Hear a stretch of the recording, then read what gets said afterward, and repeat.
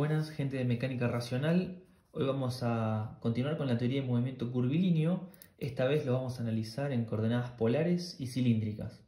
El desarrollo de esto yo lo recomiendo que lo sigan más del libro que del PowerPoint, ya que no es muy largo en el libro y me parece que va a cerrar bien todo el entendimiento del movimiento curvilíneo en los distintos sistemas, especialmente con este, que es, digamos, uno de los más útiles de todos los que vimos. Bueno, entonces, como dije, desde la página 84 a la página 90 del libro, síganlo. De hecho, vamos a reemplazar los problemas que están en enunciados por problemas del libro para esta parte de la teoría, ya que me parece que son mejores, e incluso los enunciados, digamos, del archivo de enunciados no están bien claros, ya que están tomados de un ejercicio que no figura ahí. De todas maneras, lo vamos a reemplazar y vamos también a reemplazar algunos ejercicios que estaban en ese enunciado dedicados a la mecánica de órbita, y lo vamos a reemplazar por uno de movimiento curvilíneo en coordenadas cilíndricas, que me parece mucho más interesante y más útil a nuestro fin. Luego de esto nos va a quedar la teoría de movimiento relativo, que no es más que, digamos, un complemento a todo el estudio de movimiento que estuvimos haciendo, y por eso está al final de la unidad. Y con esto terminamos la unidad 1, la unidad temática 1 de las 5 que son para el año. Pero bueno, vamos a entrar con este tema, que es uno de los más útiles en cuanto al movimiento curvilíneo, ya que la utilidad de las coordenadas polares es de las que más se adaptan a las circunstancias del movimiento mecánico, especialmente el circular y el elíptico, y además como aplicación de toda la teoría matemática vectorial, digamos, del álgebra y la matemática vectorial. Es importante como ingenieros que lo manejen con cierta fluidez. Entonces, repasando un poco cómo habíamos analizado el movimiento curvilíneo en coordenadas normales y tangenciales, más allá de que nosotros analizábamos el movimiento de una partícula en una trayectoria dada, digamos, a partir de un punto de referencia O, en el cual podemos expresar la posición de la partícula por el vector R, que cambiaba desde R a R' en un determinado tiempo, lo que hacíamos en la componente normal y tangencial era directamente analizarlo a partir del cambio de un diferencial de esa trayectoria, digamos, la trayectoria S. Y a partir de esto nosotros lo que hacíamos era analizar también el radio instantáneo y un diferencial de θ respecto del centro del radio instantáneo. Entonces, de acá, nosotros ¿qué hacíamos? La velocidad vectorial, digamos, de la partícula que llevaba la partícula P desde P a P', era el cambio, digamos, en el tiempo del vector R. Que esto lo analizábamos, digamos, como el límite cuando el diferencial de tiempo tendía a 0 del cambio de R respecto del tiempo. Lo que hacíamos nosotros, en vez de analizar vectorialmente el cambio de R, analizábamos el cambio de S, de manera que en coordenadas normales y tangenciales expresábamos a B como el vector de velocidad como un módulo de la velocidad por un vector tangencial ET, que se traducía en un diferencial de S respecto del tiempo al cambio al módulo de la velocidad dado por el cambio en el diferencial de la trayectoria por el vector tangencial. Luego, para calcular la aceleración, se derivaba esta expresión respecto al tiempo de nuevo y obteníamos, bueno, había que averiguar cómo era la derivada del vector unitario tangencial, que era, digamos, la velocidad angular por el vector normal, y entonces ahí aparecía, digamos, la componente normal de la aceleración. En coordenadas polares, nosotros vamos a analizarlo a partir, no, digamos, de la trayectoria, de la información del diferencial de trayectoria que recorre, sino a partir del cambio que sufre el vector.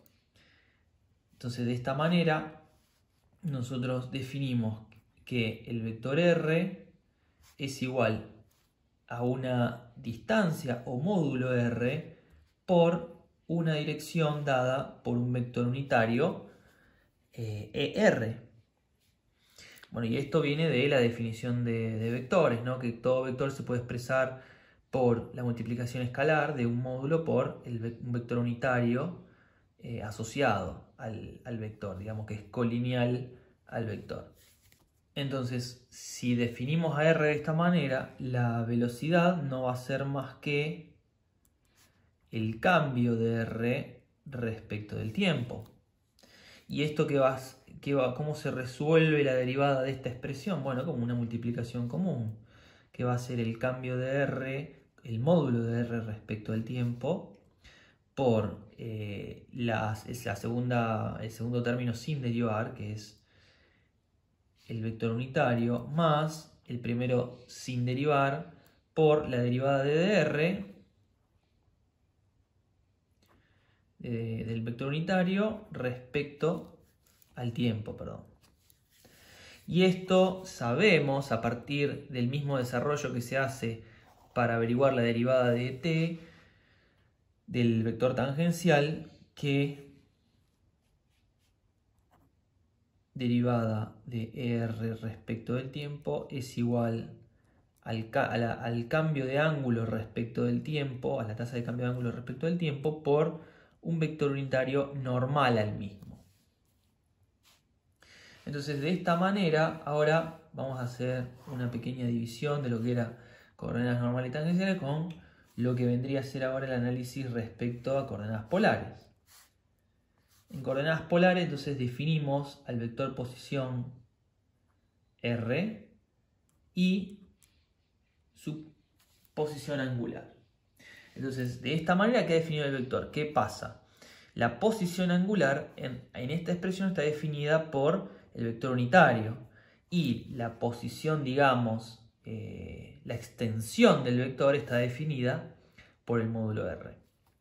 Recordemos que los vectores unitarios están formados por los cosenos directores referidos a las coordenadas cartesianas.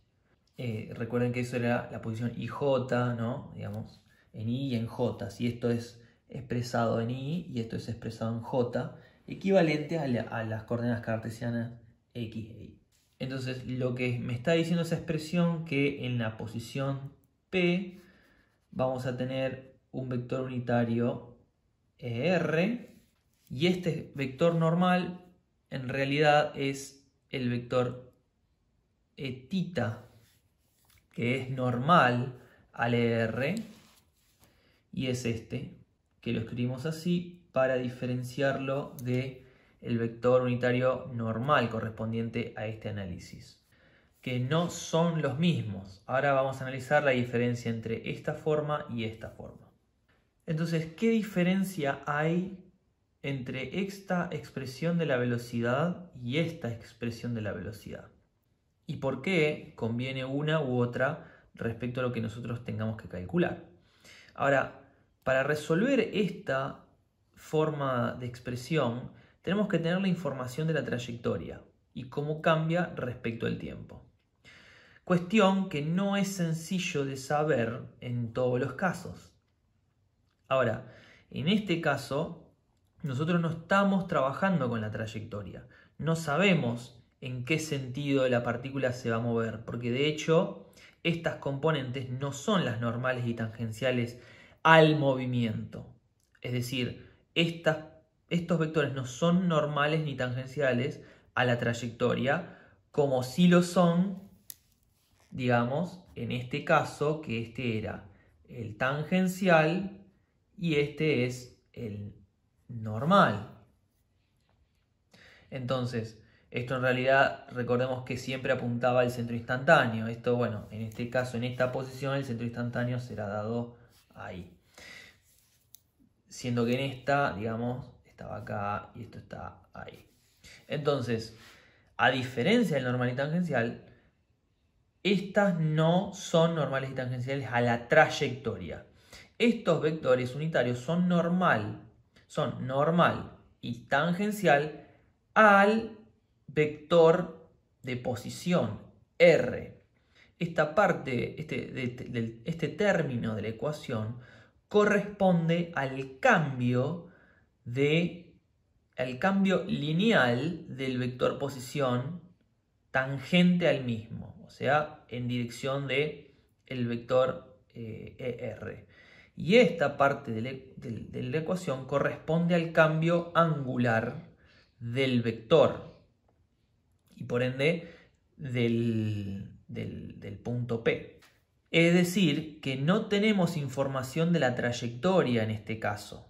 Por eso no podemos usar, por eso esta ecuación no nos valdría. Sí tenemos información de cómo cambia, digamos, el vector respecto al tiempo, dado que tenemos la información de la posición de la partícula.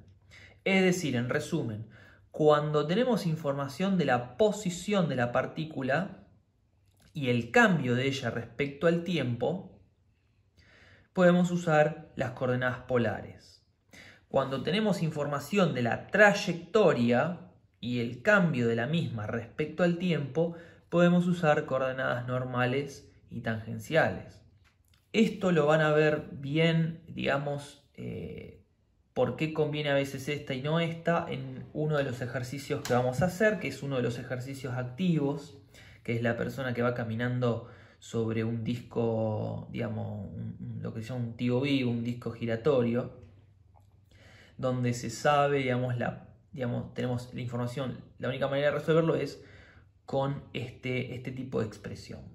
Nosotros ahora vamos a hacer el desarrollo, al igual que como lo hicimos con coordenadas normales y tangenciales, a partir de esto, para desarrollar también la aceleración y las componentes de cada una en función de ahora el cambio de R y el cambio de θ. Entonces, volviendo a la expresión esta, nosotros dijimos que esto era esto y esto sabemos que es velocidad angular. De manera que expresado, este primer término es un vector unitario y esta es una expresión escalar. Esto es, digamos, el cambio del módulo de R respecto del tiempo, más el módulo de R por la velocidad angular y el vector unitario normal a R correspondiente a la dirección de cambio angular.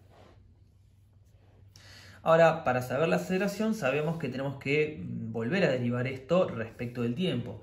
Y acá es donde se pone un poquito más largo el desarrollo porque tenemos que hacer derivada de esta multiplicación, digamos, la derivada de la primera por la segunda más la primera por la derivada de la segunda y luego lo mismo en toda esta parte. De manera que lo voy a hacer directamente, ustedes pueden corroborarlo, chequearlo. La aceleración va a ser igual a la derivada de la velocidad respecto del tiempo y es tan largo que me quedé sin hoja incluso. Lo que sucedió en este desarrollo es que tuvimos que derivar término a término, considerando también cuáles son las derivadas de estos vectores unitarios. Entonces, la derivada del vector unitario tangente al vector R no es más que otro vector unitario normal al mismo, y veremos que es desarrollado, es este, digamos, ya habíamos averiguado que es este mismo. Y a su vez, volviendo a derivar el Eθ, el vector unitario referido al ángulo θ, es otro igual normal al mismo de ahora, en este sentido, que como vemos es opuesto al vector unitario ER. Por eso va a ser negativo del ER por la velocidad angular. Entonces, incorporando estas derivadas ahora a esta expresión, nos queda que la aceleración es igual a la derivada segunda de r respecto de t dos veces menos r por la velocidad angular, la derivada del desplazamiento angular respecto al tiempo al cuadrado. Todo esto multiplicado por el vector unitario r más r por la derivada segunda del desplazamiento angular respecto al tiempo dos veces, que esto sabemos es la aceleración angular, que es la derivada de la velocidad angular, más dos veces la derivada de r respecto del tiempo por la velocidad angular, la derivada del desplazamiento angular respecto del tiempo. Y todo esto de nuevo multiplicado por el vector unitario θ. Entonces lo que hicimos acá es incorporar las derivadas de los vectores unitarios y sacar factor común de ellos, ¿no? Como ven que está en esta parte, en esta parte, en esta parte. Y sacar, entonces con ese factor común, reordenando y agrupándolos en los términos afectados por el vector unitario r y los términos afectados por el vector unitario de θ, los podemos expresar en esas componentes. De manera que entonces la aceleración no es más que AR por el vector unitario r más a θ por el vector unitario de θ. Siendo que podemos considerar esto como la aceleración en dirección del vector r y este término como la aceleración en dirección del cambio angular, que va a ser normal a esta. De la misma manera, la velocidad es vr y vθ. A no confundirse esto con velocidad tangencial, ya que la velocidad tangencial a la trayectoria va a ser esta misma. Esto no es velocidad tangencial. Esto será velocidad tangencial cuando la trayectoria sea una circunferencia, una trayectoria circular, que en ese caso no hay cambio de el radio. Entonces esta, digamos, parte de la expresión en un movimiento circular es cero, por lo cual tenemos solamente esta expresión y esto, el vθ, es igual a la velocidad tangencial. Recuerden que velocidad es siempre tangencial a la trayectoria, entonces a no confundir esto con velocidad tangencial. Ustedes entonces pueden interpretar que si tenemos un movimiento, una velocidad dada por este vector unitario y este vector unitario, la componente, es decir, esta compuesta, digamos, va a estar en alguna posición intermedia entre las dos. Vemos que la velocidad es tangente a la trayectoria, que no es lo mismo que la velocidad del cambio de r, que es tangente a r en todo momento, y tampoco es lo mismo a el cambio, al cambio de ángulo, que va a ser normal a ese ER, que tampoco coincide con el EN, el normal respecto del centro de curvatura.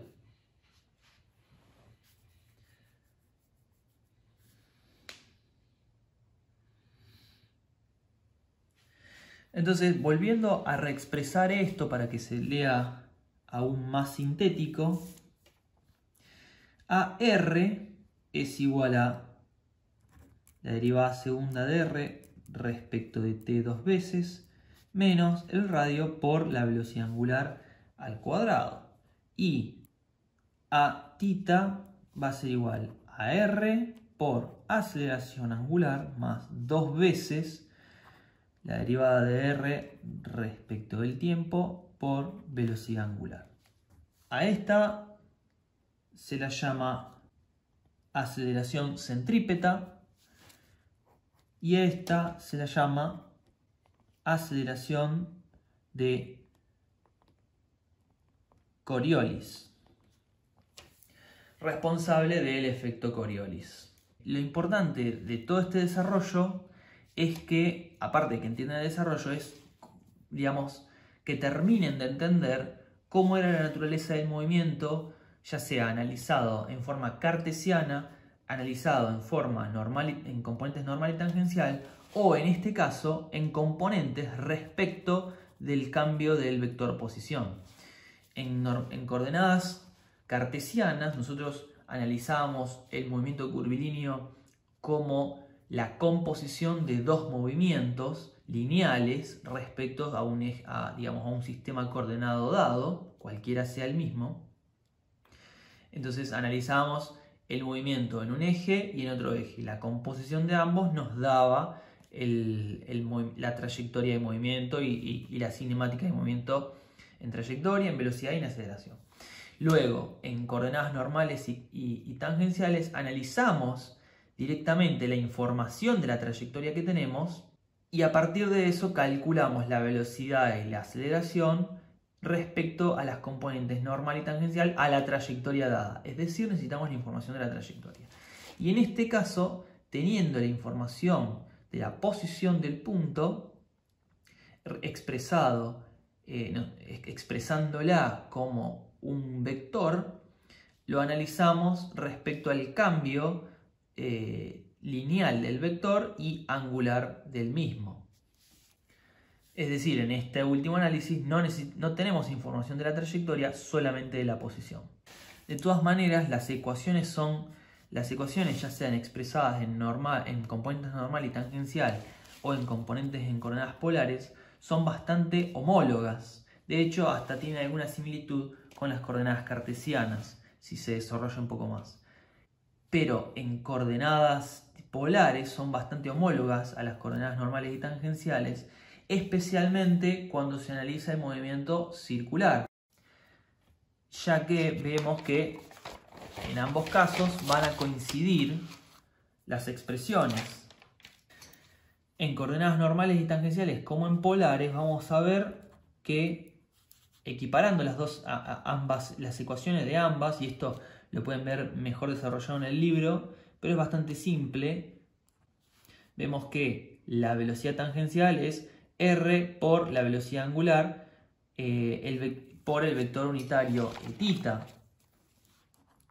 por ser r constante, la derivada de r respecto al tiempo es 0. Entonces, de esta manera, como dijimos antes, esta parte de la ecuación de velocidad se hace 0, quedándonos solamente esta. Por lo que en movimiento circular la velocidad no es más que el radio por la velocidad angular, con la dirección de movimiento dado por el vector unitario de θ. Y esto es velocidad tangencial. Entonces, esta parte r por velocidad angular directamente va a ser el módulo de b. De manera homóloga se analiza la aceleración y veremos que nos resulta en menos r por velocidad angular al cuadrado por el vector unitario de r más r aceleración angular por el vector unitario θ. Esto expresado respecto a coordenadas polares. Respecto a coordenadas normales y tangenciales era derivada de la velocidad respecto al tiempo por el vector unitario tangencial más la velocidad al cuadrado sobre r por el vector normal. Aclaremos que esto es en polares y esto es en normales y tangenciales. Entonces, si el movimiento es circular, ¿qué va a suceder? este término corresponde a este término y este término corresponde a este término. De manera que ER es igual a menos Eθ y velocidad al cuadrado sobre el radio es igual a R por velocidad angular al cuadrado. Y la derivada de la velocidad respecto al tiempo es aceleración tangencial, que no es más que, digamos, esto no es más que esta porción del término. Entonces, a partir de acá, nosotros averiguamos toda la información. Aceleración tangencial respecto a la aceleración angular, la velocidad tangencial respecto a la velocidad angular. Muy bien, con esto terminamos el análisis en coordenadas polares e incluso comparándolos con según componentes normales y tangenciales. Y lo que nos queda por realizar es el análisis de cómo se le agrega a este análisis en un plano, digamos, las coordenadas cilíndricas, que vendría a ser el agregado de la coordenada del eje Z. Es muy sencillo. En coordenada cilíndrica lo que sucede es, supongamos que tenemos nuestro plano XY, donde hicimos todo el análisis planar, ahora le agregamos el eje Z, entonces supongamos que tenemos un movimiento de este estilo. Digamos que con eje coincidente en Z, tenemos un movimiento en tirabuzón. Ahora, si nosotros analizamos una vista A, digamos, proyectamos toda esta trayectoria en el plano XY, lo que veremos de frente, digamos, no es más que una trayectoria circular. Veremos al punto, simplemente, si esto va en este sentido de la hélice, veremos al punto moverse circularmente en esta forma. Entonces esto vendría a ser el eje X y este vendría a ser el eje Y. Siendo que el eje Z está perpendicular al plano acá. Entonces veremos al punto hacer un movimiento circular y no nos daremos cuenta de qué está sucediendo en el eje Z. Entonces todo el análisis que hicimos antes vale para este análisis analizándolo de manera proyectada. La partícula se va a mover circularmente de acuerdo a todas las ecuaciones que vimos. Y luego, para saber cómo es el desplazamiento real, digamos, el desplazamiento total, habrá que incorporarle vectorialmente a todos los términos que vimos, digamos, de aceleración y velocidad, el término de la velocidad de z, que es igual a la derivada de z, la derivada del desplazamiento en z respecto al tiempo por un vector unitario en z. Y lo mismo a las aceleraciones van a ser en términos, digamos, las mismas aceleraciones que nosotros escribimos, digamos, la aceleración en polares va a ser estos términos, y se le va a sumar la aceleración en z, que es igual a la derivada segunda de la posición en z respecto al tiempo. Es decir, todo lo que es rotación del ángulo y cambio de la longitud de r, va a quedar el mismo análisis y se le suma vectorialmente la componente del cambio de la cota en z de r. De hecho, para analizar a z, nosotros podemos ver el gráfico en Y, digamos, el eje YZ. Ahora estamos viendo, digamos, vista B, vendría a ser con el eje X normal al plano ahora. Entonces lo que vamos a ver acá no es más que un desarrollo sinusoidal de la posición de la partícula respecto a Y, va a ir oscilando mientras empieza arriba, baja, sube, baja. lo vamos a ver de esta forma, el cambio de posición respecto a Y, pero el cambio de posición respecto a X no es más que un desplazamiento lineal. ¿Entienden? En Z va avanzando de manera lineal en Z, mientras que en Y va cambiando de altura, que es lo que genera la sinusoide esta. Nosotros podemos hacer un análisis del estilo en coordenadas cartesianas de esta forma y nos daríamos cuenta que el movimiento en Z no es más que este término nomás. De todas maneras, para una mejor interpretación de esto, vamos a hacer un ejercicio para que lo vean prácticamente y gráficamente a qué nos referimos con el análisis en coordenadas cilíndricas. Con esto quedaría explicado todo el tema de movimiento curvilíneo, ya analizado en todos los sistemas y en diferentes sistemas coordenados. Lo que vamos a hacer es una serie de ejercicios que vamos a reemplazar los ejercicios de los enunciados que dimos en la lista de enunciados por algunos ejercicios del libro, y quedaría de la siguiente manera. El problema 14 se reemplaza por el ejemplo activo 13.14 del libro, incluir en la resolución del mismo el problema de práctica. El problema de práctica es, digamos, ustedes van a leerlo, que tiene un enunciado, después hace el desarrollo, llega a la solución, y luego en el fondo, al final del problema, les da como un desafío de calcular algo más, que es el problema de práctica. Y les da incluso la solución, pero no les da el desarrollo de cómo llegar a eso. Ustedes hacen ese ejercicio, fíjense de resolverlo sin, digamos, sin ver la solución. Después, si tienen problemas, vean la solución, obviamente. E incluyan luego también el desarrollo y la solución de lo que les propone hacer al fondo del ejercicio. El problema 15 lo vamos a hacer como el ejemplo activo 13.3. Vamos a hacer el problema 16. Lo vamos a reemplazar por el problema 13.140 de los problemas propuestos por el libro.